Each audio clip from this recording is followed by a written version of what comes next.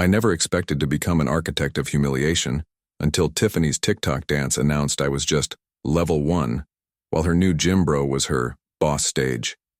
3 years together, reduced to viral content for her followers.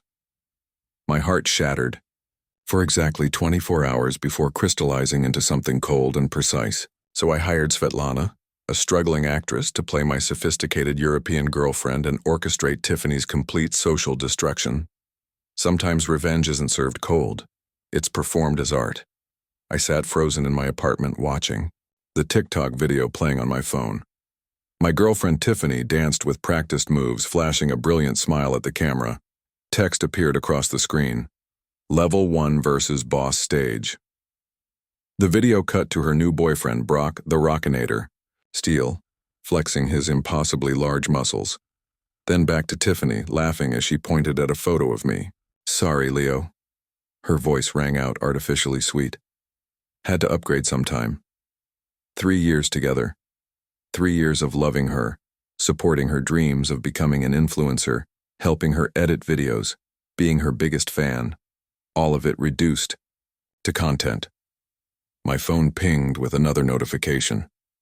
Tiffany had untagged me from every photo we'd ever taken together. 3 years of memories, erased with a few taps. I didn't realize I was crying until tears splashed onto my screen. Looking back, I should have seen the signs. The way she'd begun posing more at the campus gym. How she'd analyze which of her posts got the most engagement. Her sudden interest in protein shakes and fitness challenges. Sleep evaded me that night. My mind replayed every moment, searching for clues I'd missed.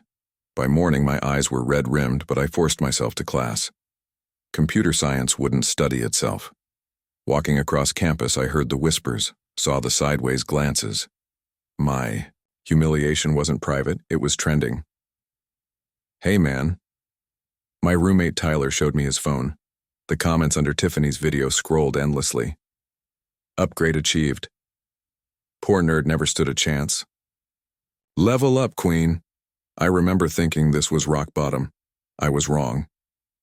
2 days later, I rounded the corner toward my advanced algorithms classroom and froze. There they were, Tiffany and Brock, locked in an embrace directly outside my classroom door. Her back was to me, but Brock saw me over her shoulder. He smirked, pulling her closer. She knew my schedule. She'd chosen this spot deliberately. That night, I deleted all my social media apps, stared at my reflection in the dark screen of my laptop. Tears streamed down my face, but something else was forming behind them. Something cold, calculating. I remember the exact moment everything shifted. My pain didn't vanish. It crystallized into something harder, sharper, more useful. I reopened my laptop, created a new document, titled it Operation Upgrade Illusion. If appearances were all that mattered to Tiffany, then appearances would be her downfall. I stayed up until 4 a.m., meticulously studying her social media patterns, her posting schedule, the types of content that got the most engagement, the insecurities she tried to hide behind carefully angled selfies and inspirational quotes. I hadn't known until that moment how precisely I could dissect someone I'd loved, how clearly I could see through her now.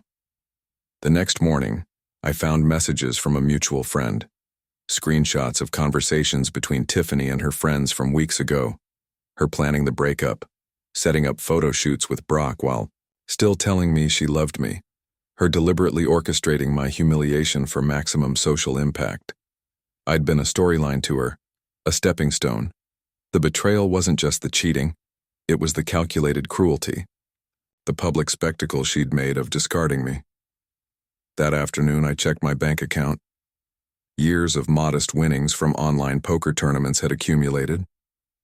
Not a fortune, but enough for what I needed. I didn't know it then, but I wasn't just plotting revenge. I was writing the script for her downfall. I spent the next 2 days researching local theaters. I needed someone with very specific skills.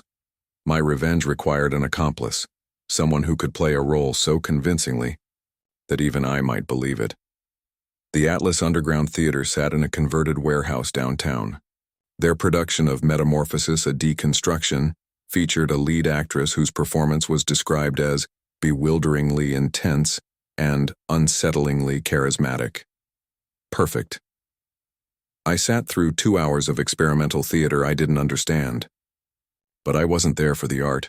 I was there for her, Svetlana Kovich, a dramatically intense performer who commanded attention even when speaking gibberish while hanging upside down from a trapeze. After the show, I waited by the stage door.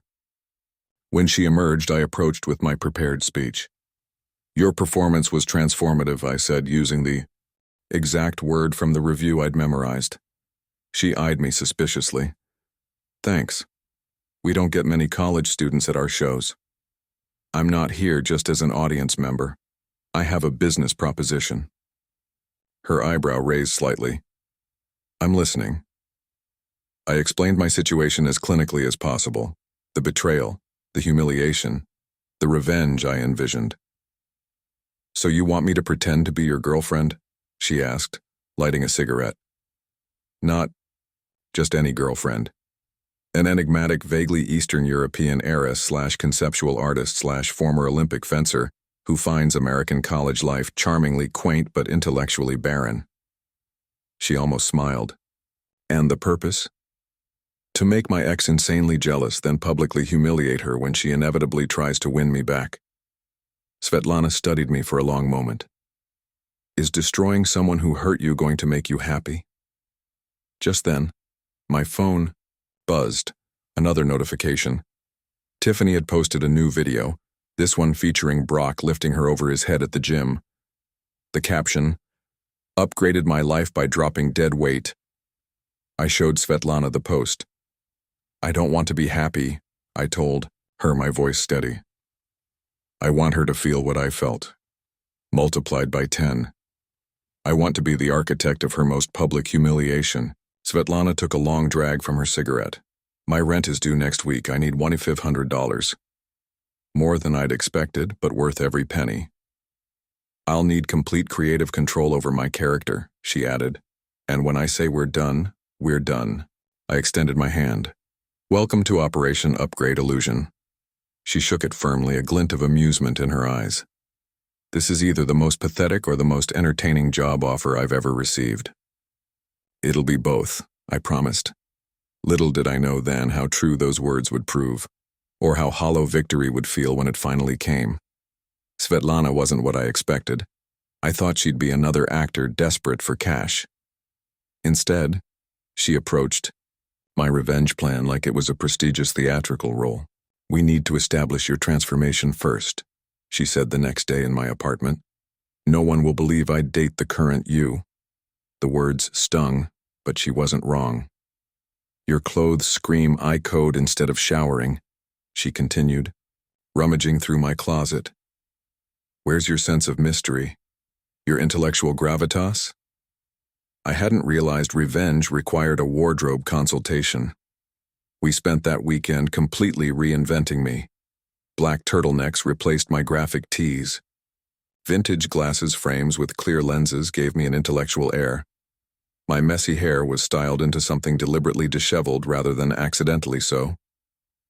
"Never underestimate the power of aesthetics," Svetlana instructed while making me practice holding a book of obscure German philosophy.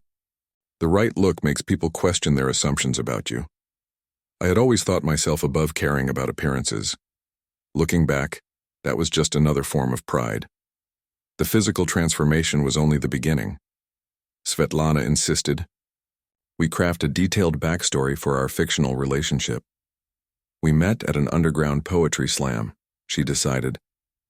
I was performing a piece about the intersection of technological alienation and post-Soviet existentialism. "That's not a real thing," I pointed out. "Exactly," she smiled. "The more specific yet impossible to verify, the better." She created a character for herself so detailed it was slightly terrifying. Svetlana would be Svetlana von Hammersmark, heiress to a mysterious Eastern European fortune, conceptual artist whose work had been featured in exclusive galleries in Berlin and Prague, and former Olympic fencing prodigy who left the sport after a philosophical awakening. "Won't people fact-check this?" I asked. "People believe what reinforces their worldview," she replied. "Tiffany believes you're beneath her." When she sees you with someone seemingly above her, her brain will short-circuit. She'll be too insecure to question it. I didn't know it then, but Svetlana understood human psychology better than any algorithm I'd ever coded. Next came the social media strategy. I reactivated my Instagram account with a single cryptic post. From digital ashes, the phoenix rises. The photo was a blurry shot of Svetlana's hand holding a paintbrush against a stark white canvas. Within an hour, several of my former classmates had liked it, including Tiffany. Now we plant the seeds, Svetlana said, examining Tiffany's profile. Where does she create content most regularly? The Enlightened Bean, I answered immediately. She films her morning coffee routine there every Tuesday and Thursday at 9 a.m. Svetlana raised an eyebrow. You've been paying very close attention. Know your enemy, I shrugged. The next morning we arrived at the cafe 20 minutes before, Tiffany's usual time. We selected a table in her preferred lighting corner. Svetlana wore an outfit that defied categorization, part bohemian, part aristocratic, entirely eye-catching. I felt ridiculous in my new persona, like a fraud waiting to be exposed. But then Tiffany walked in, phone already positioned for recording, and froze when she saw me.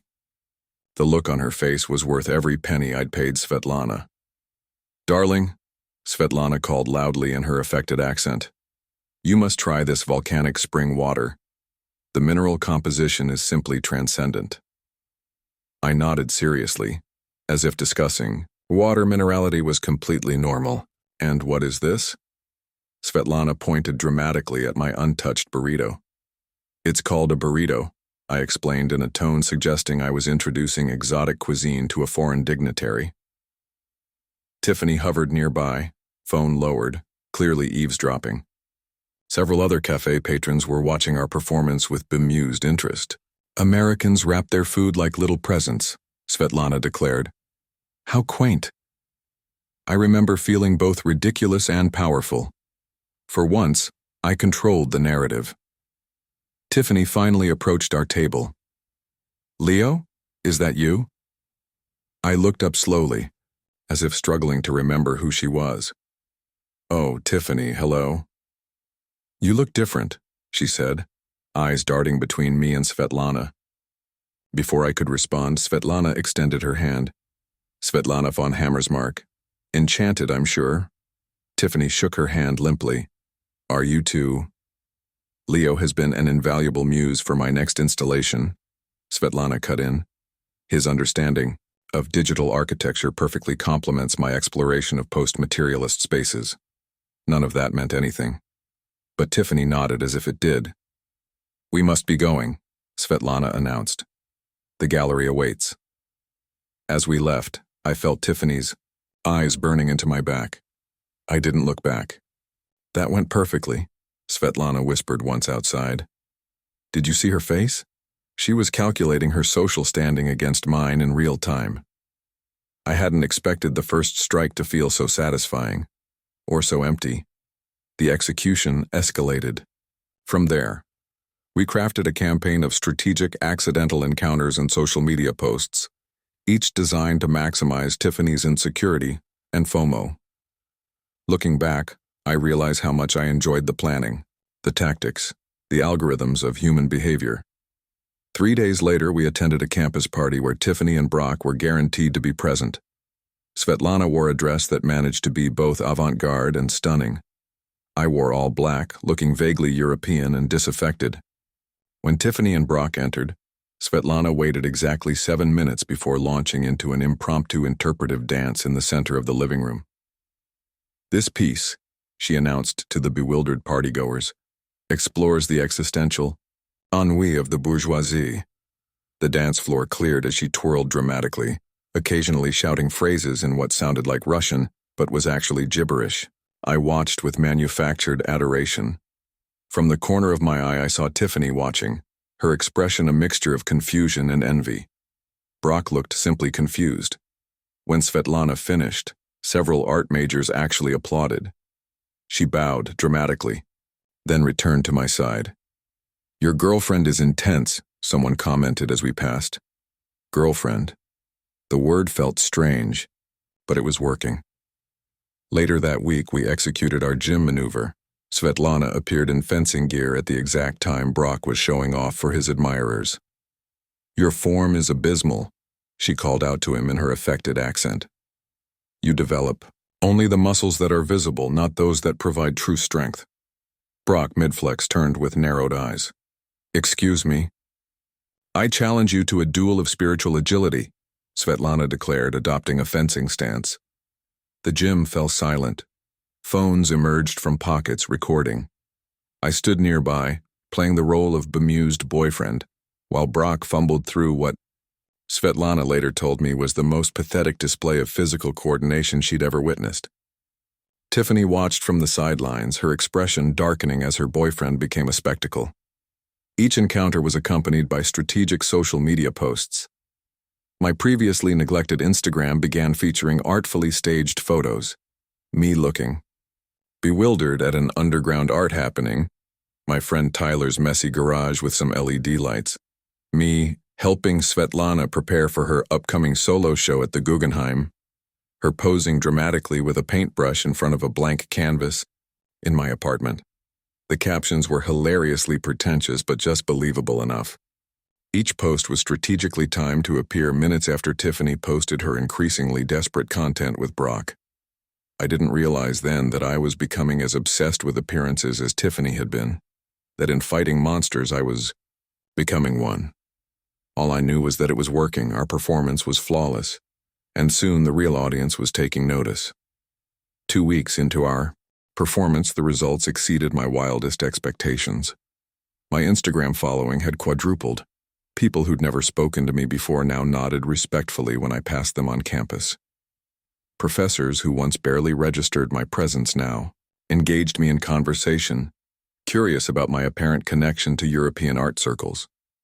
But the real prize was watching Tiffany's carefully constructed social persona begin to crack. I monitored her metrics obsessively. Her engagement rate had dropped 32%. Comments on her posts had shifted from adoring to questioning. "Where's the gym content with Brock? Are you guys still together? Who's the European chick Leo's dating now?" Tiffany responded by posting more frequently, more desperately. Each new video seemed slightly off-brand, slightly more forced. The algorithm I'd written to track her social performance showed a clear downward trajectory. Looking back, I should have felt victorious. Instead, I felt strangely empty, filling the void with more elaborate revenge scenarios. One Tuesday afternoon, I spotted Tiffany sitting alone in the campus coffee shop, frantically refreshing her phone. No Brock in sight. She looked up as I entered, her expression brightening with manufactured casualness. "Leo, what a coincidence," she called out, as if we'd parted on friendly terms. I nodded coolly, ordered my coffee, and pretended to check my phone while watching her from the corner of my eye. "I've been meaning to reach out," she continued, approaching my table. "Your new Instagram aesthetic is really interesting." The word choice was deliberate. Aesthetic. Content creator language. "Thank you," I replied simply, offering nothing more. She shifted uncomfortably. "So, is she like an exchange student? Or something?" The bait was obvious. She wanted information, currency for her social redemption. "Svetlana is complicated to explain," I replied, deliberately enigmatic. Tiffany tucked her hair behind her ear, a nervous gesture I'd once found endearing. "Well, maybe we could all hang out sometime. You know, double date with me and Brock." I remember thinking how predictable her moves were, like watching someone play chess when you can see 10 moves ahead. "I'll ask Svetlana," I said, knowing I never would. She's very selective about her social engagements. As I left, I heard Tiffany immediately calling someone, her voice urgent. "He's completely changed. You wouldn't even recognize him." I didn't know it then, but I'd changed more than even I realized. That evening, Svetlana and I were reviewing our next performance when she paused, studying me with unusual intensity. "You're actually enjoying this, aren't you?" she asked. "Isn't that the point?" I countered. She shook her head. The point was to make her jealous, then expose her shallowness. But you're becoming obsessed with the metrics, the engagement, the social currency. Her observation cut uncomfortably close to the truth. I'm simply ensuring the plan works, I said defensively. There's a difference between revenge and becoming what you hate, she replied. The conversation left me unsettled, but I pushed the feeling aside. We had work to do. Our next encounter was strategically planned for the campus art gallery opening. Tiffany, a communications major, always attended for networking opportunities. This time, we'd escalate. Svetlana arrived in a dress that could only be described as architectural, her hair styled in an elaborate updo that somehow suggested both royal heritage and avant-garde artist. I wore a sleek black suit with no tie, completing the European, intellectual aesthetic we'd cultivated. When Tiffany entered with Brock, the contrast was immediate and intentional. Where they were loud and attention-seeking, we were quiet and mysterious. Where they posed aggressively for photos, we acted as if cameras were beneath our notice, guaranteeing that everyone wanted to photograph us. Svetlana moved through the space with practiced grace, occasionally murmuring cryptic observations about the artwork that made nearby art professors nod thoughtfully. I followed, playing my role of the devoted, intellectually stimulated boyfriend. I remember the exact moment Brock noticed us.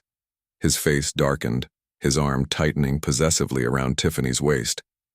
She was staring at us with undisguised interest, barely acknowledging the gallery director speaking to her. Svetlana chose that moment to lean close, whispering something in my ear that made me laugh genuinely. It wasn't part of our script, but her timing was impeccable. Your ex-girlfriend has been taking photos of us for the past 7 minutes, she'd whispered. She's not even trying to be subtle. Looking back, I realized Svetlana was the real mastermind. I provided the motivation and resources, but her performance elevated our revenge to art. As the evening progressed, Tiffany made increasingly obvious attempts to insert herself into conversations near us. Brock grew visibly annoyed, eventually storming off to the bar. When he returned, they argued in hushed, intense whispers. I pretended not to notice, but inwardly, I was cataloging every crack in their relationship, every sign that our plan was working. The breaking point came when Svetlana was asked by the gallery director about her work. Without missing a beat, she launched into an eloquent description of her non-existent installation, exploring the intersection of digital alienation and post-Soviet existentialism that had supposedly been featured in Berlin. Several professors gathered, enthralled. Tiffany hovered at the edge of the circle, clearly trying to understand. Brock stood behind her, looking bored and increasingly out of place. And Leo's expertise in computational algorithms has been invaluable to my process, Svetlana added, reaching for my hand with practiced affection. I saw Tiffany's expression shift from curiosity to naked envy. In that moment, I knew we had her. The next morning, I woke to notifications flooding my phone. Tiffany had posted a throwback photo of us from the previous year with the caption, "Missing genuine connections. Some people were real before they became brands." It was a desperate move, transparently obvious to anyone paying attention. The comments were merciless. "Wasn't this the guy you publicly dumped? Upgrade, downgrade, lol, girl, you had your chance." I showed the post to Svetlana when she arrived for our daily strategy session. Instead of celebrating, she frowned. "She's spiraling," she observed. "This is becoming cruel." "That's rich coming from the woman who suggested I hire an actress to fake date me," I replied. "There's a difference between teaching someone a lesson and destroying them," she said quietly. I ignored her concern. The plan was working perfectly. Tiffany was unraveling, Brock was getting frustrated, and my social stock was rising. Why stop now? What I didn't anticipate was how the dynamic between Svetlana and me would shift. As we spent more time together, the lines between performance and reality began to blur. One evening, after a particularly successful accidental encounter at a poetry reading, where Tiffany had shown up alone, Svetlana and I were celebrating at a small restaurant off campus. "You were brilliant," I told her, genuinely impressed by her improvised monologue about the tyranny of conventional beauty standards. She smiled, dropping her accent for the first time that day. This is actually the most fun acting job I've ever had. Most directors are nowhere near as detail-oriented as you. I felt a strange warmth at her compliment. Most clients probably don't create spreadsheets tracking their ex's social media engagement rates. She laughed. No, most of them are just sad men hoping I'll actually date them after the job is done. Is that common? I asked. More common than I'd like, she admitted. But you're different. You're actually interesting when you're not pretending to be pretentious. The comment caught me off guard. For weeks, I'd been so focused on making Tiffany jealous that I hadn't considered how I appeared to Svetlana. I didn't realize then that something real was growing beneath our carefully constructed facade. Something that would complicate my perfect revenge. 3 days after the gallery event, I was coding in the campus library when someone dropped heavily into the chair across from me.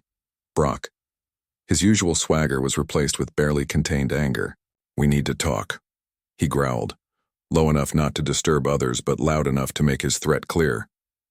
I kept typing, not looking up. "I'm working. Whatever game you're playing with Tiffany, it stops now." I finally raised my eyes. "I'm not playing any games with Tiffany. We haven't spoken in weeks."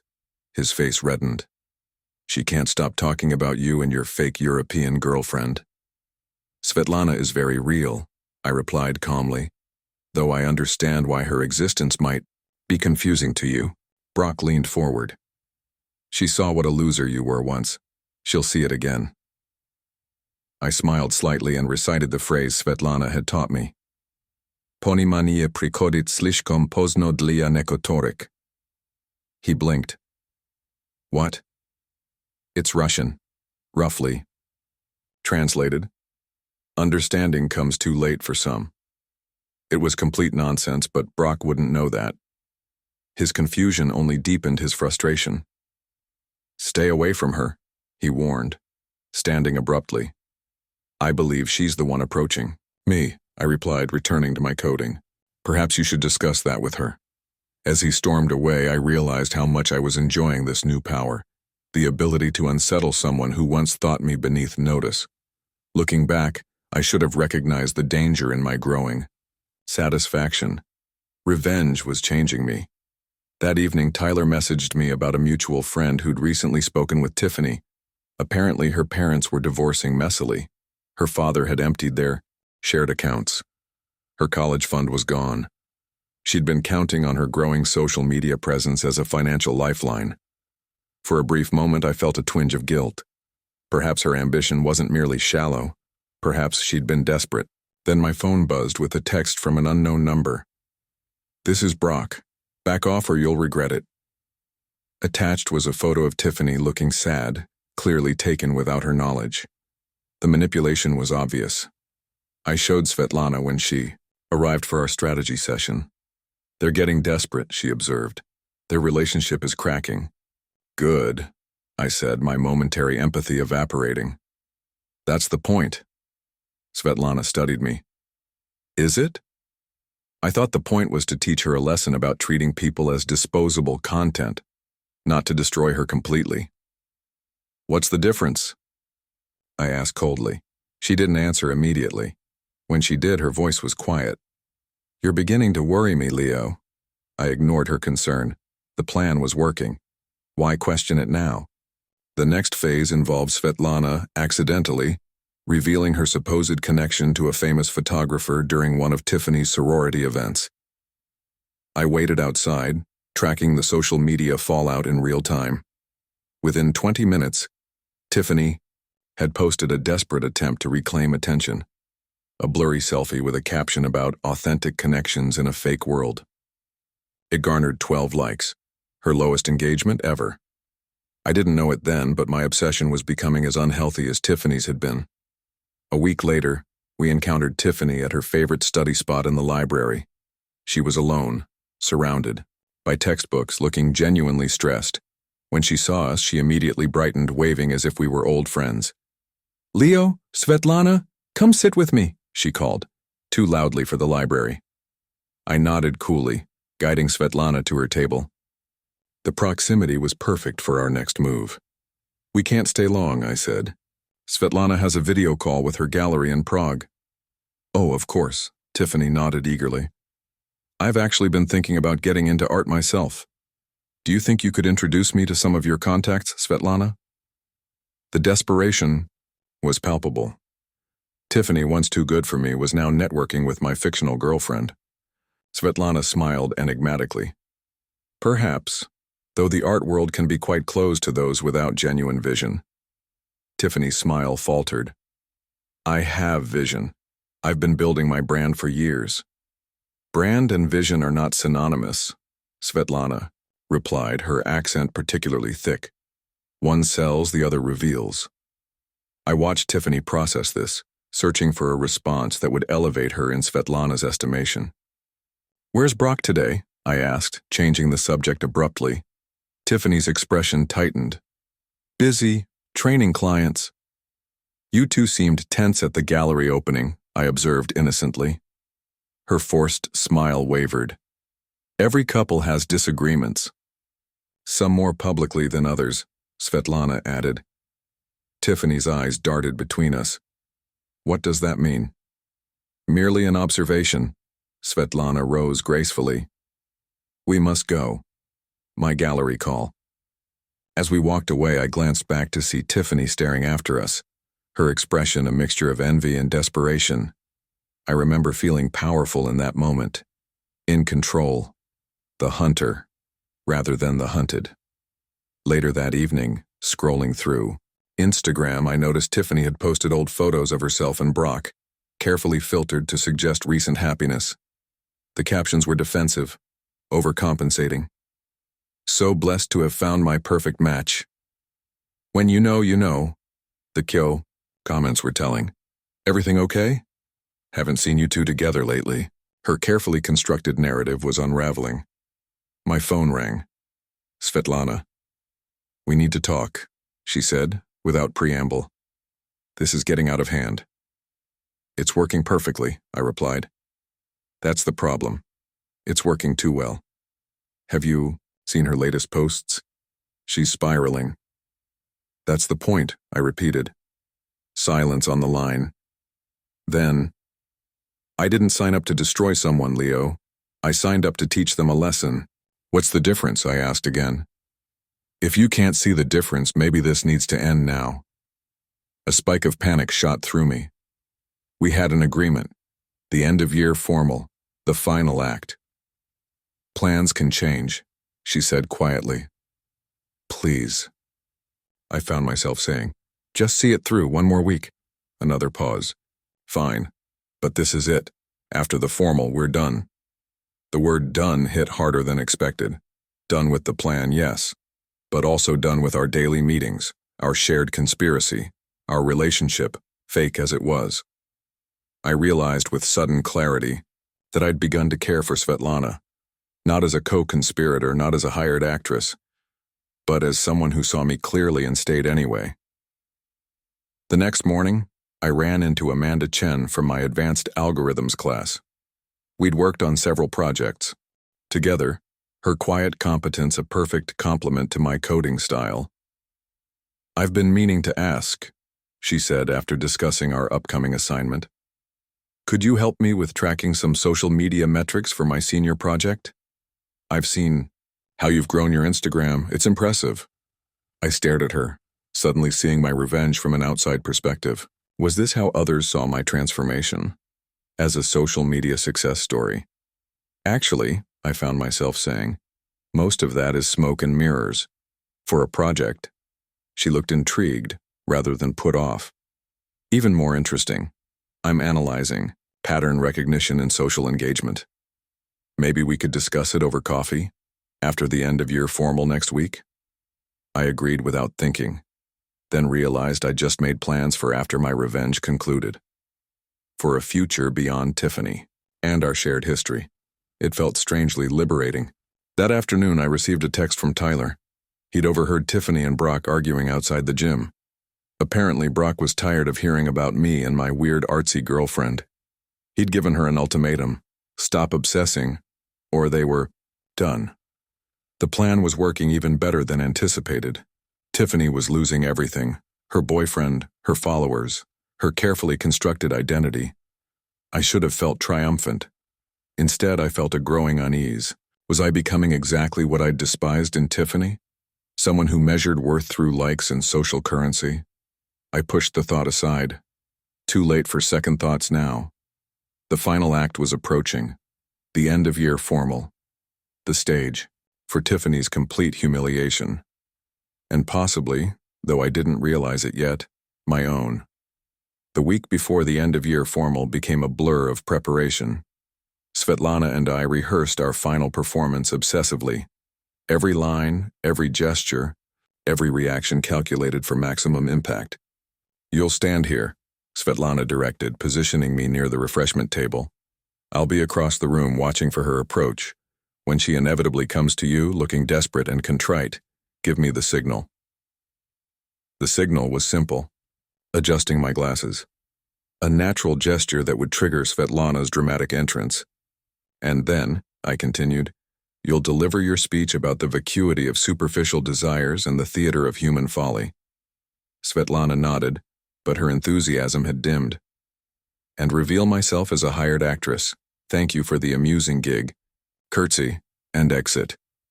Yes, I remember. We were in my apartment, the furniture pushed aside to approximate the ballroom layout. Svetlana stopped suddenly mid-rehearsal. "I need to know something," she said. "After this is done and she's humiliated and you've won, what then?" The question caught me off guard. I hadn't thought beyond the revenge. "I don't know," I admitted. "That's what worries me," she replied softly. "This has consumed you, Leo, more than your relationship with her ever did." I had no answer for that. Looking back, I should have recognized the warning signs. My obsession with metrics, my growing coldness, the way victory felt increasingly hollow. "There's something else," Svetlana said after a long pause. "Something I need to tell you." She sat on my couch, suddenly looking less like the confident actress I'd hired and more like someone wrestling with a difficult truth.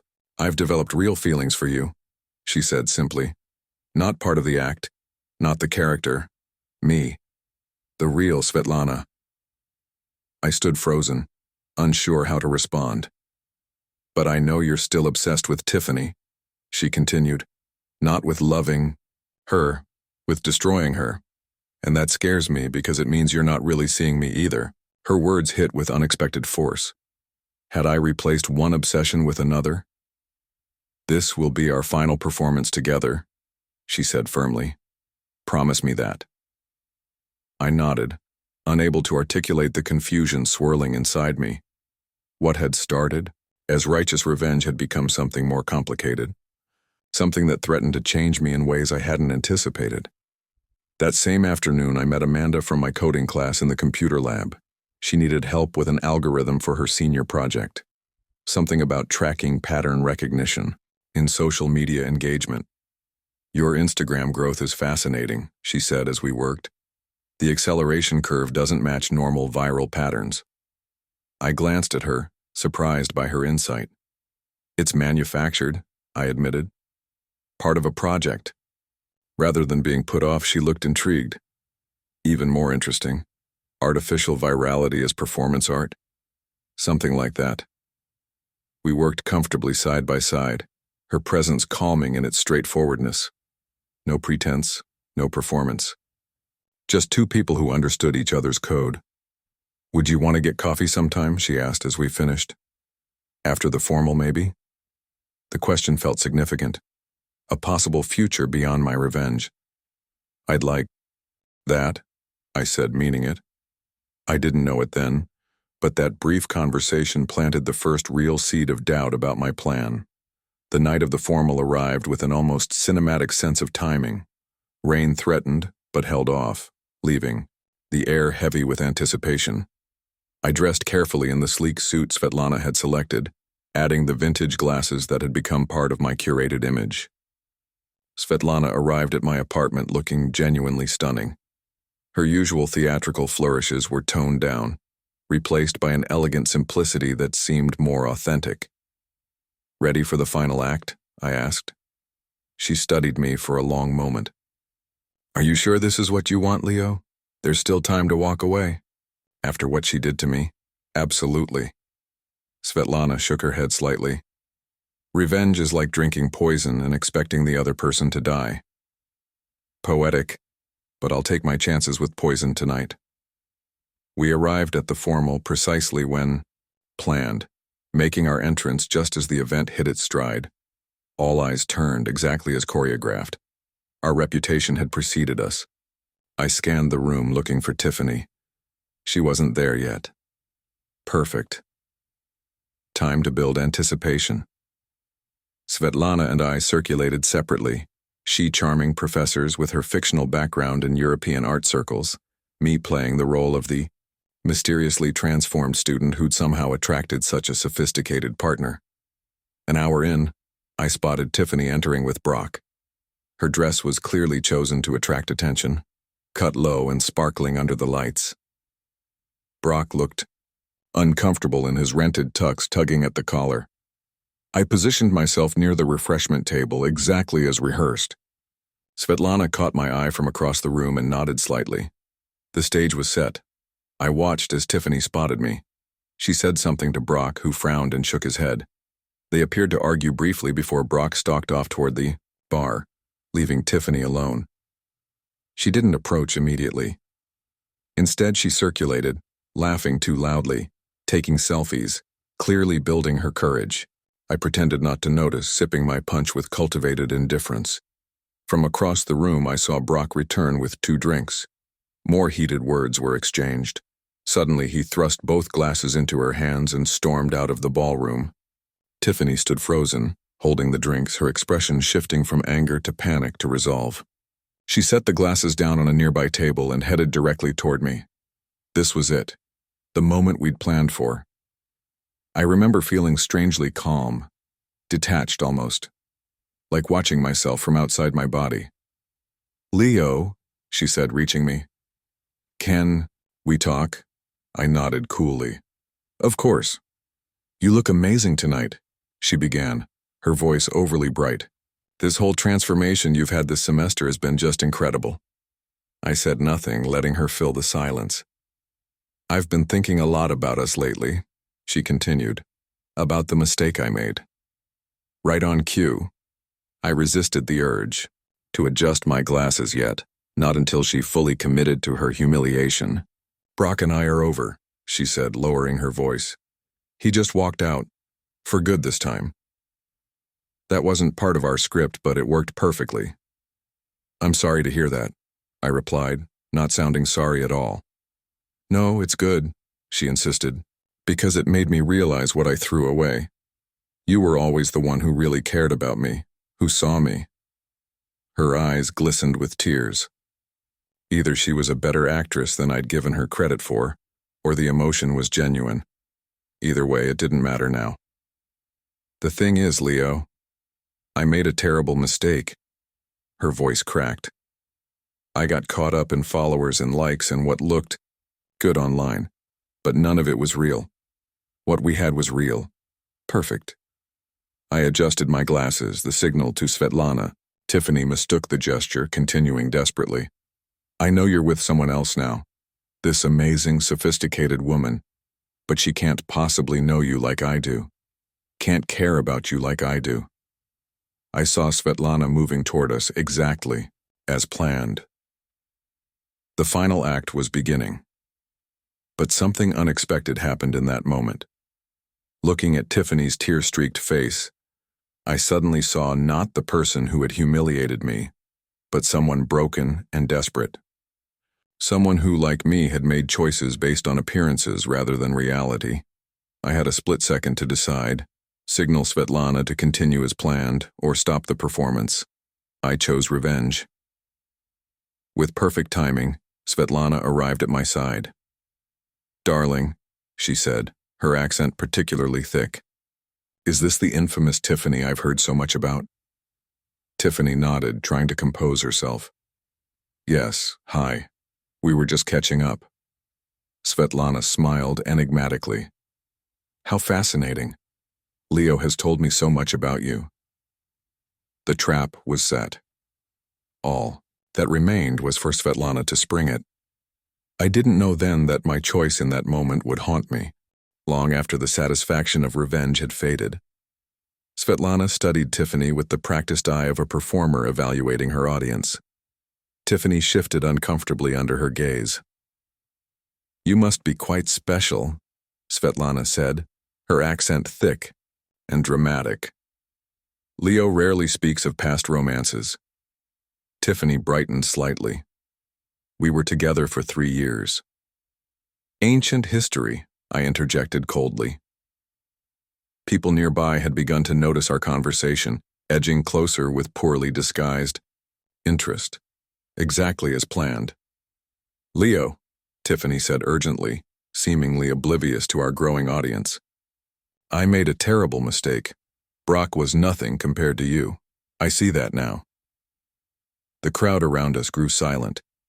Phones appeared, recording discreetly. The stage was perfectly set. Svetlana took a single step back, as choreographed, preparing for her grand revelation. I nodded slightly, giving her the final go-ahead.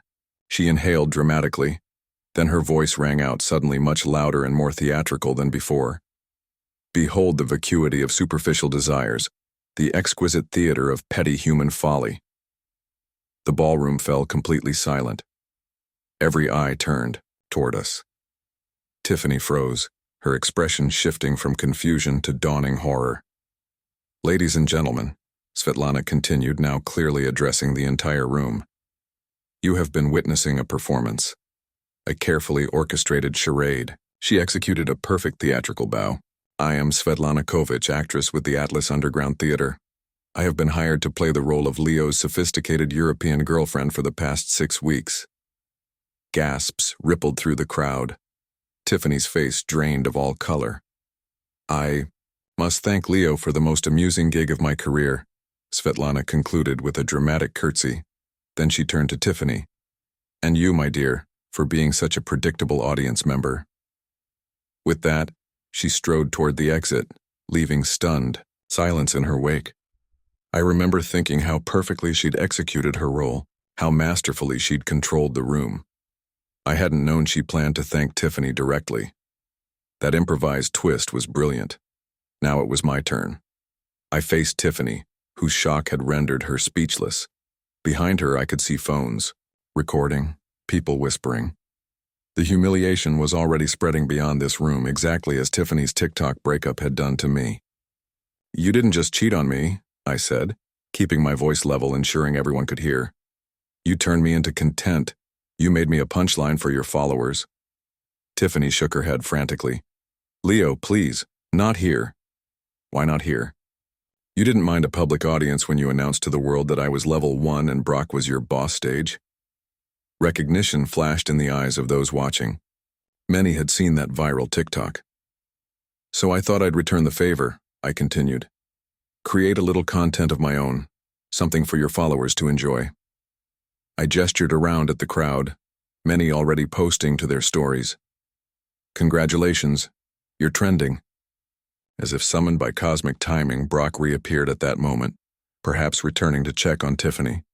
He took in the scene, the crowd with their phones, Tiffany's stricken expression, my cold smile. "What's happening?" he demanded. Someone in the crowd quickly filled him in. I watched his face transform from confusion to disgust as he looked at Tiffany. "You're still obsessed with this guy?" he demanded loudly. "After everything? You're even more pathetic than I thought." With that, he turned and left again, this time for good. The perfect exit line I couldn't have scripted better myself. Tiffany stood alone in the center of a circle of onlookers, her carefully constructed social identity collapsing in real time. Tears streamed down her face, smearing her makeup. The image would be all over campus social media within minutes. Victory should have tasted sweet. Instead, it felt strangely hollow. I turned to walk away, mission accomplished. Then I caught sight of Svetlana standing near the exit.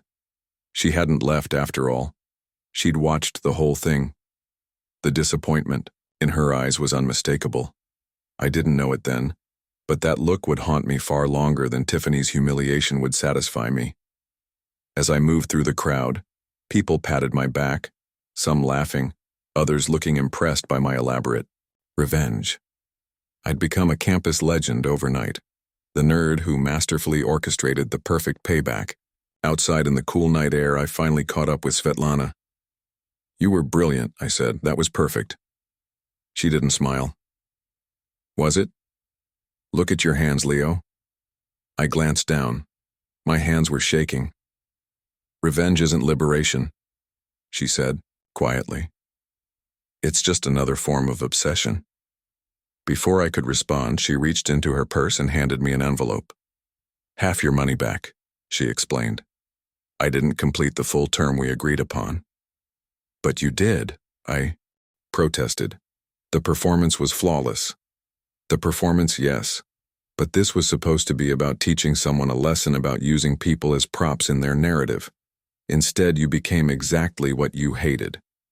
Her words hit with unexpected force. "You didn't need revenge, Leo. You needed to see your own worth." She stepped back. "I hope you find it." Then she walked away, her elegant form disappearing into the night. I stood alone, the envelope of cash heavy in my hand, victory turning to ash in my mouth. 6 months later, everything had changed. I'd deleted all my social media accounts. The elaborate persona Svetlana and I had created was gone, along with the metrics and engagement rates I'd once obsessively tracked. My relationship with Amanda from my coding class had developed naturally, based on genuine shared interests rather than calculated performances. She knew the whole story of my revenge, and had helped me see the unhealthy patterns it had revealed in me.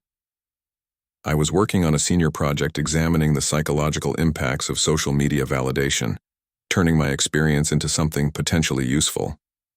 Looking back, I can see how completely revenge had consumed me, how it had nearly transformed me into the very thing I despised.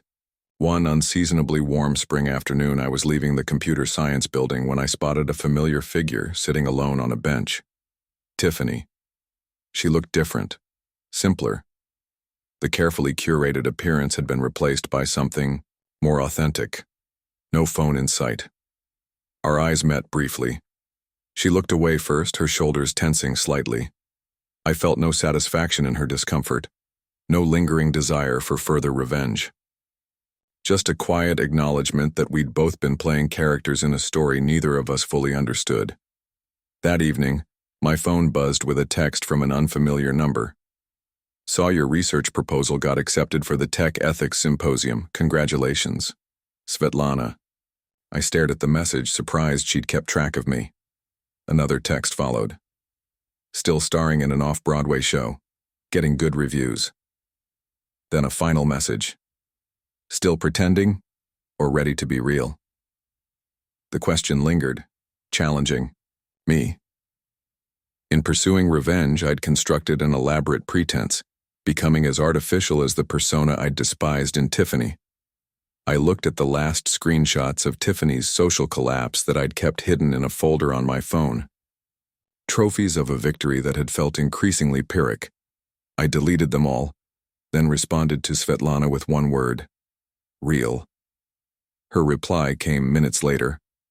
"Coffee next week when I'm back in town?" Something lightened in my chest. A chance to start fresh without pretense or performance. "I'd like that," I replied. Revenge had given me the illusion of power, the momentary satisfaction of seeing someone who hurt me suffer in return. But it hadn't healed anything. It had nearly cost me the chance to become someone better than my pain. The real power I was finally learning wasn't in making others small. It was in growing beyond the person who needed revenge in the first place.